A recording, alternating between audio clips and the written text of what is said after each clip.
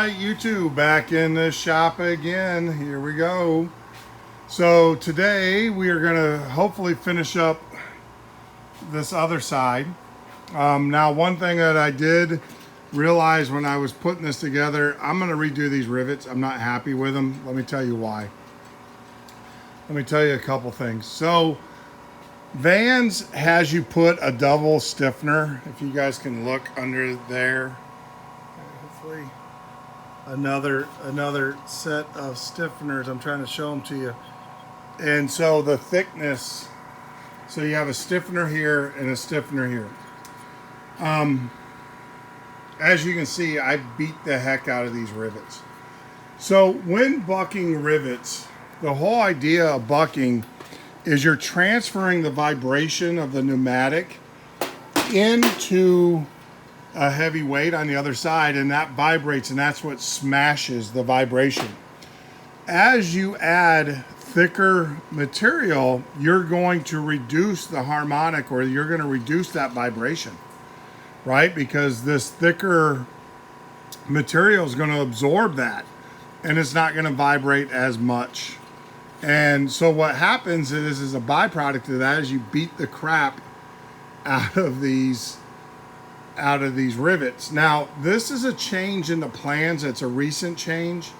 If you look at the older plans, they don't have this piece. They just have the thin metal and it going together. And I understand why Vans did it. It's because of structural, to add a little bit of rigidity to it. And I get it. It's part of AD. The problem is when you, like I said, when they increase, what I found is that when you increase the thickness and the beefiness, you can't put enough vibrative force to vibrate that bucking bar well enough. So what I did is I went on eBay and I kind of looked and stuff, and I bought this beast. This sucker is a beast. This will absolutely compress those rivets with no issue. And this is an A arm. These are C's.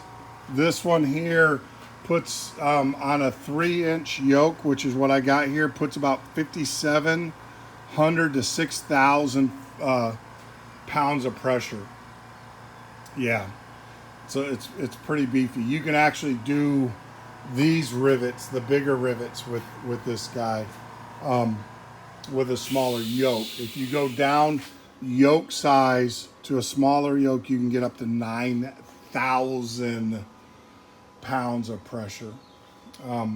So yeah, so there's a huge difference between the two. So I'm going to go ahead and cut these rivets out. Like I said, the rivets don't look bad, but they got the crap beat out of them. You can see how they're real shiny compared to the other rivets. So that tells me I put a lot of energy in those rivets, and I just don't like them, you know. So I'm going to cut them out, and then I'm going to use the squeezer, and we're going to re-squeeze them back in, and hopefully. And I don't like, the other thing too is I'm looking at the sides, so I couldn't get these to compress well enough so that they so I feel good with them. So yeah, so Vans, like I said, they added these pieces on. This is a new change in the design, and I don't think that they actually kind of worked it out or got feedback, but they're going to get it from me. So we're going to get those cut out, and we'll get the new ones put in with the new squeezer. All right, YouTube. So we got the aileron bracket in. Oh my gosh, it fought me every way that it could, but it got in. It was in. Actually, it was all on me. Let's be honest.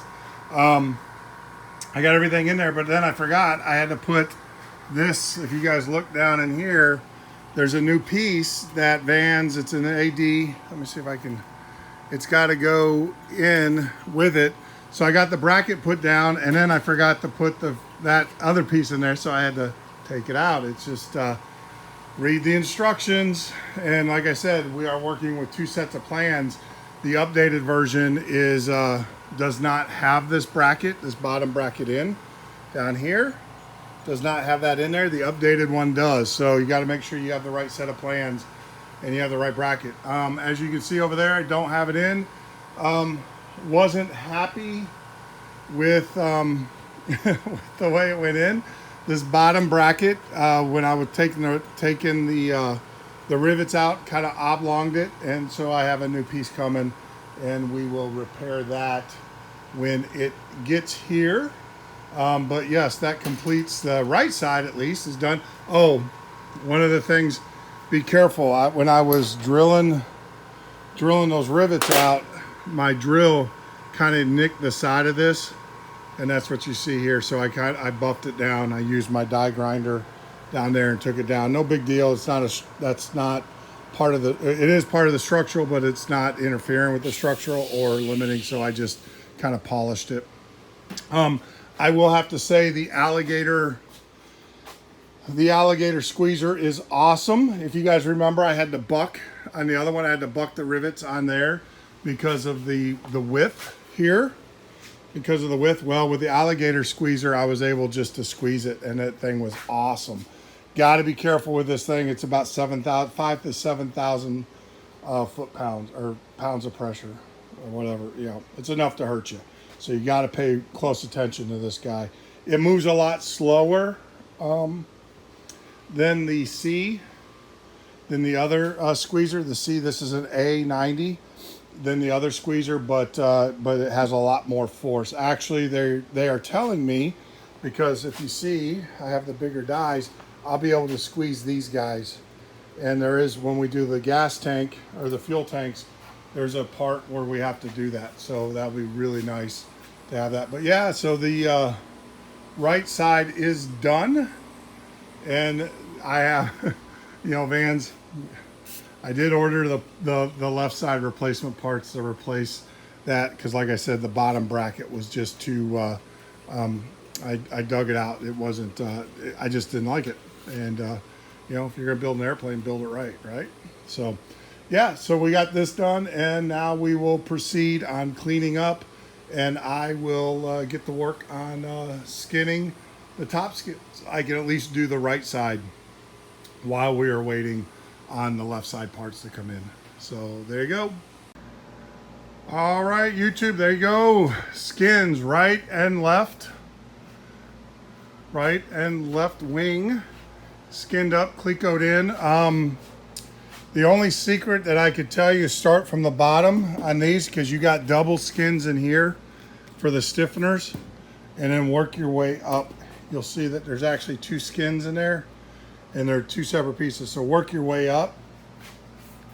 The other thing is when doing the bigger skins, start at this edge, and then make sure all your holes in your ribs align, and use the holes to align the next hole, if that makes sense. So because these ribs are going to be cockeyed because of the way that when you put the reliefs in them, when you put those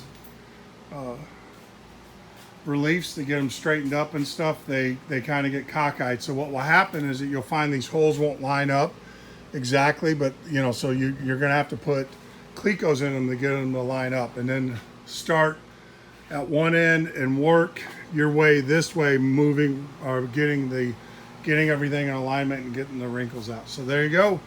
We got both skins on. We got the fit up done.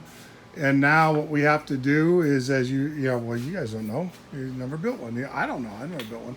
No, we got to go through now, take the skins off. I got to do some marking, because some things get match drilled, some things don't. Some things get clecoed, some things don't. So I got to take those off. Then we have to do a scarf joint, because there's a pretty good ledge right here. So Vans wants you to do a scarf joint to kind of get that down. So I'm going to work on that to get that tapered a little bit better, so it's not so rough. To be honest with you, a guy with high build primer can probably do a really good job on that. So but either way, we'll do it. You know, that's what Vans wants us to do, so we'll do it. But yeah, so the secret is on this one here, cleco at the bottom, leave these bottom clecos out. It allows you to slip this other skin up underneath it, and then you can cleco together. And then when clecoing the big skin together, start down here. What we found, start down here and work your way back that way, but then also make sure that you're aligning all your holes as you do it. It's very important that you get those ribs in alignment. If they're not in alignment, get them in alignment. I've always said this, if things don't line up, you're doing something wrong. So, especially on these. So, yeah, that's it. We're gonna call it a day. It is hot in here. I'd say it's about 93 degrees. And, well, it's probably close to 100 here inside the shed. The air conditioner seems not to be working. Definitely is not working with the door open. So, all right, that's about it. To be well, be safe, and God bless.